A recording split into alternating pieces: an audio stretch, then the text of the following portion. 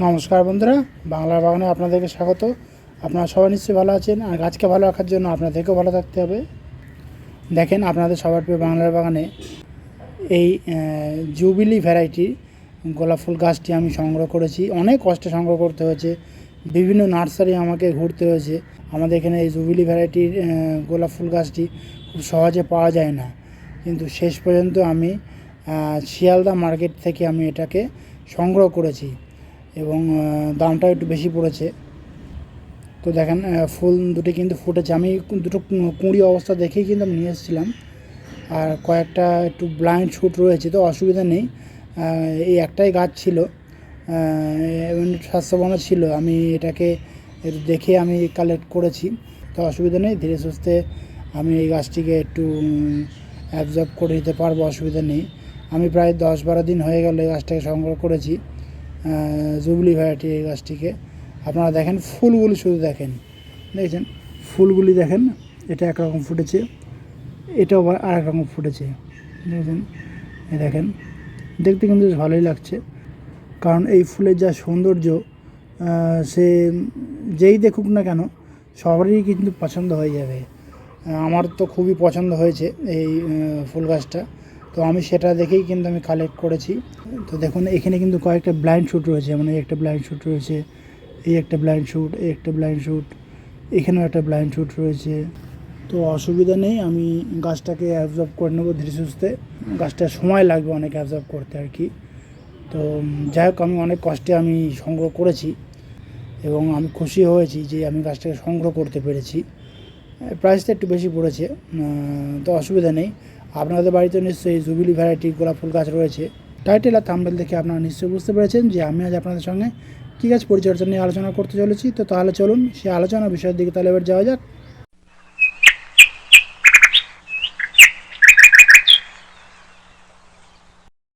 দেখেন, এটা হলো সে লাল রঙের জারবেরা ফুল গাছ। দেখেন, দেখতে কিন্তু বেশ ভালোই হয়েছে। কুঁড়ি কিন্তু অলরেডি চলে এসেছে, অনেক দেরি করে কিন্তু কুঁড়ি আসলো, এবং গাছটা ট্রিটমেন্ট একটু ভালো করে করে আমি কুঁড়িটা আনতে পেরেছি। তো দেখেন, কুঁড়িটা বেশ ভালোই এসছে, 2-1 দিনের মধ্যে ফুটে যাবে। দেখেছেন, পুরো রেড কালারের, তো অসুবিধা আশা করছি হবে না। আর এই জারবেরা গাছকে এই বসন্তের সময় একটু অন্যরকমভাবে পরিচর্যা কিন্তু করতে হবে আমাদেরকে, কারণ এই বসন্তের সবথেকে বেশি ফুল দেয় এই জারবেরা গাছ। সারা বছর ফুল দেয় কম বেশি, তো এই বসন্তের সময় কিন্তু এই জারবেরা ফুল গাছ থেকে প্রচুর পরিমাণে বা প্রচুর সংখ্যায় কিন্তু ফুল পাওয়া যায়, কারণ এটাই হলো অরিজিনাল সময় এই গাছ থেকে ফুল পাওয়ার। বছরে অন্যান্য সময় তো আমরা ফুল পাই কম বেশি। তো যাই হোক, ভালো হয়েছে একদিকেই, কারণ এই লাল জারবেরা ফুল গাছ থেকে আমি কিন্তু অনেক কষ্টেই ফুল ধরাতে পেরেছি। তো দেখেন, এই জারবেরা গাছকে এই সময় আপনারা তাহলে কীভাবে পরিচর্যা করবেন সে বিষয়ে কয়েকটি গুরুত্বপূর্ণ টিপস আমি আপনাদের সঙ্গে শেয়ার করব। আপনাদের চিন্তার কোনো কারণেই সম্পূর্ণ ভিডিওটি আপনারা মনোযোগ সহকারে দেখবেন, ভিডিওটিকে স্কিপ করবেন না, তাহলে কিন্তু আপনারা অনেক কিছু জানতে পারবেন না। কারণ আমার মতো আপনাদের বাড়িতেও নিশ্চয়ই এই জারবেরা গাছ রয়েছে। তো প্রথমেই বলি, এই গাছ কিন্তু আপনারা ওয়েল ড্রেনেজ সিস্টেম হবে সেরকম মাটিতে কিন্তু আপনারা বসাবেন। হ্যাঁ, হালকা বেলে দোআঁশ মাটিতেই বসাবেন, কিন্তু সেই বেলে দোআঁশ মাটিতে বালির ভাগটা কিন্তু আপনারা একটু বেশি দেবেন। যেমন তেমন করে মাটি তৈরি করে কিন্তু এই গাছ বসালে হবে না। তাহলে হবে কি, মাটিতে জল দাঁড়িয়ে যাবে, আর মাটিতে জল দাঁড়িয়ে গেলেই কিন্তু এই গাছের শিকড় মানে রুট রট হয়ে যাবে। সেজন্য বলছি, মাটিতে যাতে জল না দাঁড়ায় সেইভাবেই কিন্তু আপনারা মাটিটা তৈরি করবেন। আর তার পাশাপাশি ড্রেনেজ সিস্টেমটাকে কিন্তু ওই একই রকমভাবে তৈরি করবেন, যার ফলে জল দেওয়ার সঙ্গে সঙ্গে কিন্তু জলটা পাস হয়ে যায়। এর ফলে হবে কি, গাছে কোনো রকম ক্ষতি হবে না। আর জল যদি দাঁড়িয়ে যায় তাহলে কিন্তু গাছের রুট রট হবে, গাছে পাতা হলুদ হয়ে যাবে, এমনকি গাছটা মারাও যেতে পারে, ফুলও কিন্তু পাবেন না। দ্বিতীয় টিপসটি হলো, এই গাছকে কিন্তু ওপেন সানলাইটে রাখতে হবে এখন। অন্যান্য সময় কিন্তু আপনারা শেড এরিয়াতে রাখুন, কোনো অসুবিধা নেই, কিন্তু এখন যেহেতু বসন্তকাল চলছে, মিনিমাম এখন আপনারা ওপেন সানলাইটে রাখবেন, মানে সকাল থেকে বিকাল পর্যন্ত রোদ্দুর পায় সেরকম জায়গায় এটাতে রাখবেন। এপ্রিল মাস পর্যন্ত আপনারা এই গাছগুলিকে মিনিমাম ওপেন সানলাইটে রাখবেন। তারপরে আপনারা যখন দেখবেন যে বর্ষা শুরু হচ্ছে, সামান্য সামান্য বৃষ্টি পূর্বাভাস পাওয়া যাচ্ছে, তখন কিন্তু আপনারা এই গাছটাকে শেড এরিয়াতে রেখে দেবেন। কালবৈশাখী সময় আপনারা একটু শেড বেরিয়ে রাখতে পারেন, কোনো অসুবিধা নেই, কারণ বৃষ্টির জল কিন্তু এই গাছ সহ্য করতে পারে না, কারণ বেশি জল হয়ে যায়, সেই জন্য বলছি গাছে ক্ষতি হয়ে যাবে। টিপস নাম্বার 3, এই গাছে কিন্তু জলসেচ ব্যবস্থাটা ভালোভাবে করতে হবে। আমি আগেই বলে দিলাম যে এই গাছ জল বেশি সহ্য করতে পারে না, সেই জন্য মাটির অবস্থা বুঝে কিন্তু আপনারা জলসেচ ব্যবস্থাটা করবেন। মাটির মধ্যে সবসময় একটা ময়েস্ট ভাব বজায় রাখলেই হবে, জল বেশি লাগবে না এই গাছে। মাটিটা একটু ভিজে ভিজে রাখবেন। দেখেন আমার যেরকম মাটি ভিজে ভিজে অবস্থায় রয়েছে, এরকম ভিজে ভিজে অবস্থায় রাখবেন। আমি যেমন আজকে জল দিয়েছি, আবার আগামীকাল বা তার পরের দিন আমি জল দেবো। মাটিটা যখন একটু সাদা সাদা হয়ে যাবে, মাটি ভিজেরত অবস্থাতে কিন্তু আমি জল দেবো না। সেই জন্য বলছি আপনারা সবসময় মাথায় রাখবেন, মাটি যতক্ষণ ভিজে থাকবে জল দেবেন না, মাটি শুকিয়ে সাদা হয়ে গেলেই তখন কিন্তু আপনারা জল দেবেন। টিপস নাম্বার 4, খাবার। এই গাছে কিন্তু এই সময় একটু বিশেষ খাবার প্রয়োগ করতে হবে, কারণ এই সময় খাবার না দিলে কিন্তু গাছে প্রচুর সংখ্যায় ফুল আনতে পারবো না আমরা। তো এই সময় তাহলে আপনারা কী খাবার দেবেন? এই সময় আপনারা খোল ভেজানো জলটা একটু গাঢ় করে দেবেন জৈব খাবার হিসাবে। বাদাম খোলটাও কিন্তু আপনারা দিতে পারেন। মিনিমাম আপনারা 10 থেকে 12 দিন অন্তর অন্তর খোল ভেজানো জল বা বাদাম খোলটাও আপনারা ভিজিয়ে দিতে পারেন, কোনো অসুবিধা নেই। একটু গাঢ় করে দেবেন, আগেই বলেছি। এর পাশাপাশি কিন্তু এই গাছে একটু রাসায়নিক খাবার প্রয়োগ করতে হবে। রাসায়নিক খাবারটি হলো 10-26-26 নামক যে রাসায়নিক খাবার, সেই খাবারটাও আপনারা প্রয়োগ করবেন।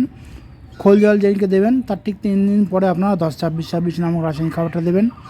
আর এই গাছে এখন যেহেতু কুঁড়ি আসছে, 0-52-34 নামক রাসায়নিক খাবার আপনারা প্রয়োগ করবেন। ফোলিয়ার স্প্রে, সেই খাবারটা 1 লিটার জলে 2 গ্রাম মতো ভালোভাবে মিশিয়ে নেবেন। মিশিয়ে নিয়ে পুরো সম্পূর্ণ গাছটাকে স্নান করিয়ে দেবেন। তাহলে দেখবেন গাছে কুঁড়ির বন্যা বয়ে যাবে, প্রচুর সংখ্যায় কিন্তু কুঁড়ি আসবে তাহলে। আর যদি আপনারা খোল ভেজানো জল আর 10-26 দেন, কুঁড়ি আসবে কিন্তু সংখ্যায় অল্প হবে। আর এর পাশাপাশি এই গাছকে কিন্তু একটু 0050 ওই খাবারটাও কিন্তু এই গাছে প্রয়োগ করতে হবে। যাদের কাছে 0050 নেই তারা এমওপি খাবারটা আইসক্রিমের চামচে 1 চামচ ভালোভাবে জলের সঙ্গে মিশিয়ে নিয়ে টবের মাটিতে প্রয়োগ করবেন।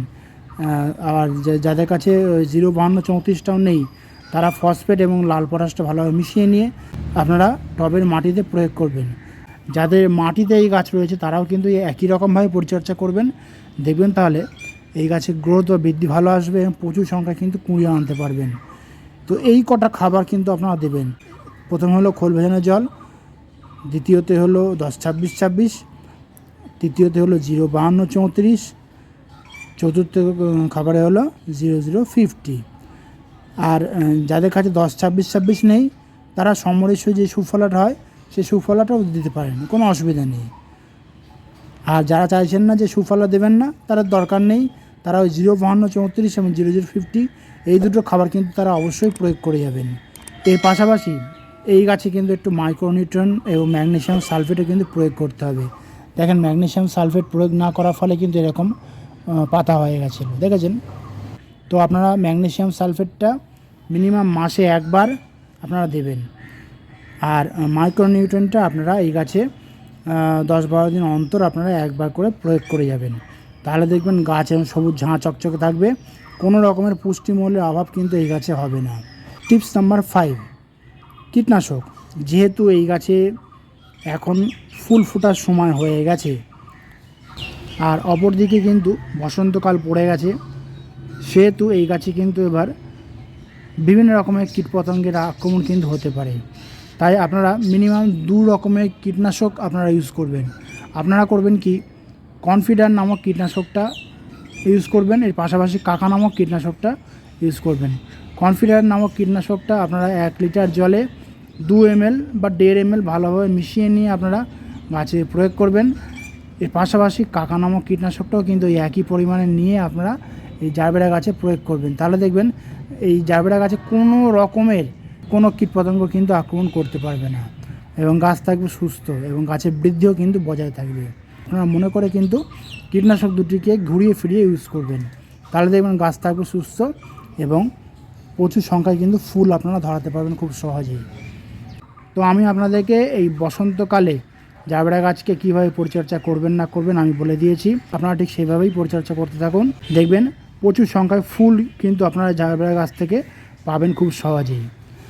তো বন্ধুরা আজ এই পর্যন্ত। আর যদি কোনো কমেন্ট থাকে তাহলে কিন্তু বাংলার বাগানকে জানাতে ভুলবেন না, কারণ বাংলার বাগান সবসময় আপনাদের পাশে ছিল, আছে এবং থাকবে। আর আমার এই ভিডিওটি যদি আপনাদের ভালো লাগে তবে লাইক করবেন, গাছপ্রেমী বন্ধুদের মধ্যে শেয়ার করবেন এবং আমার চ্যানেলটিকে সাবস্ক্রাইব করে বেল আইকনটিকে প্রেস করে অল নোটিফিকেশনটিকে প্রেস করে রাখবেন, যাতে নিত্য নতুন ভিডিওগুলি আপনাদের কাছে খুব সহজেই পৌঁছে যেতে পারে।